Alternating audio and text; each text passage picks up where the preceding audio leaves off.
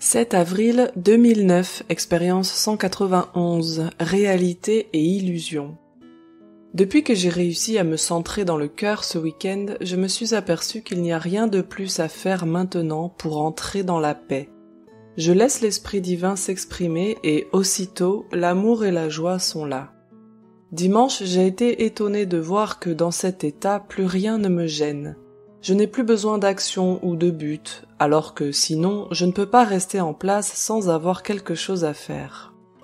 Ma vision des gens a complètement changé, je ne me laisse plus vraiment affecter, ni ne cherche à nettoyer des choses sur eux.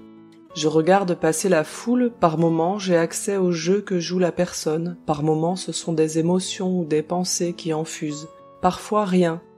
Mais tous, quelles que soient leurs attitudes, leurs actes ou le degré de gravité qu'ils mettent dans leur rôle, sont en train de jouer.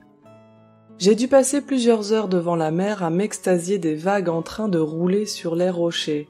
En fait, j'ai toujours refoulé la nature avant mon éveil de Kundalini, donc j'ai un ego qui n'en tient pas compte. Avant, je ne voyais carrément pas la nature.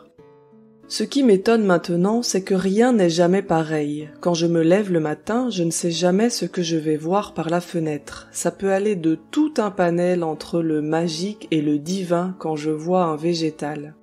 Et c'est pareil pour la nature en général maintenant. Toutes les vagues sont différentes, tous les galets ou les mousses expriment une expérience et une vie, sans exception. La différence est que je ne perçois plus ces choses par mon ego, mais ce qui le perçoit chez moi s'extasie de tout et pourrait regarder une herbe ou un rocher jusqu'à la fin des temps. Car tout change tout le temps. Rien n'est jamais identique. Le monde se recrée lui-même constamment à chaque instant, et nous en sommes à la fois le spectateur, l'acteur et le créateur. C'est fou de percevoir ces trois aspects par moment, car il n'y a plus de grands ou de petits événements. Tout est l'expression de la perfection divine qui s'auto-crée dans l'instant présent et chaque fois différemment. Il m'est venu l'idée qu'à part l'obscurité, plus rien n'était dénué de divin. Mais en fait, c'est stupide. Depuis que j'ai ouvert le troisième œil, l'obscurité n'existe plus réellement. En fait, l'obscurité est une porte. Dedans, il y a des énergies et du brouillard lumineux qui ouvrent la voie à des visions d'êtres et de mondes bizarres si je regarde trop longtemps.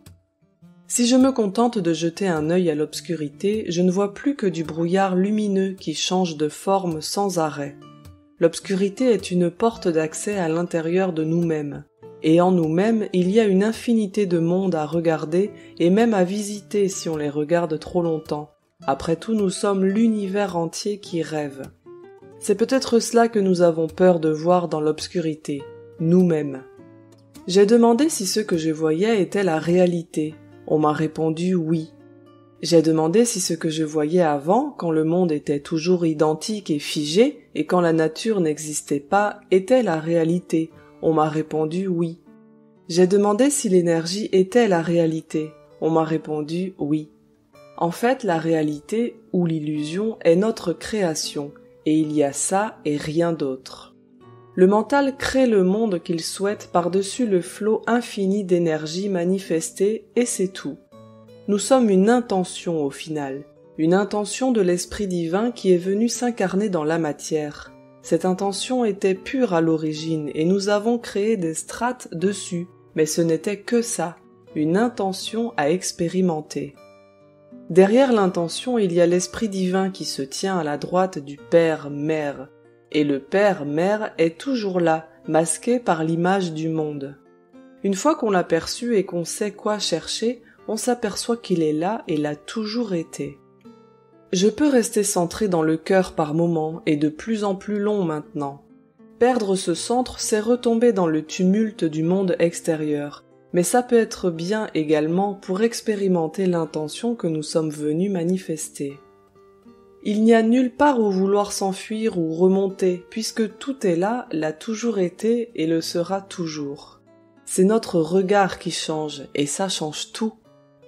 PS, les 2 fois où je me suis retrouvé à la droite du Père sont simplement les fois où j'ai fait une montée de Kundalini que je n'ai pas bloquée. Ça passe tout seul à force de nettoyer. Ça dénoue entièrement le cœur et le monde manifesté disparaît. non sans une immense angoisse. Je suis assez curieux d'en percevoir plus de choses. Nous verrons ce que j'en ramène, si l'esprit daigne m'y amener une autre fois. C'est incontrôlé et je commence à m'habituer à la sensation. Ça me fait moins peur parce que je me suis aperçu que même sans rien, eh bien, je suis quand même. C'est le peu que j'ai perçu. Peut-être bien que c'était ce que l'esprit voulait que j'en ramène, justement.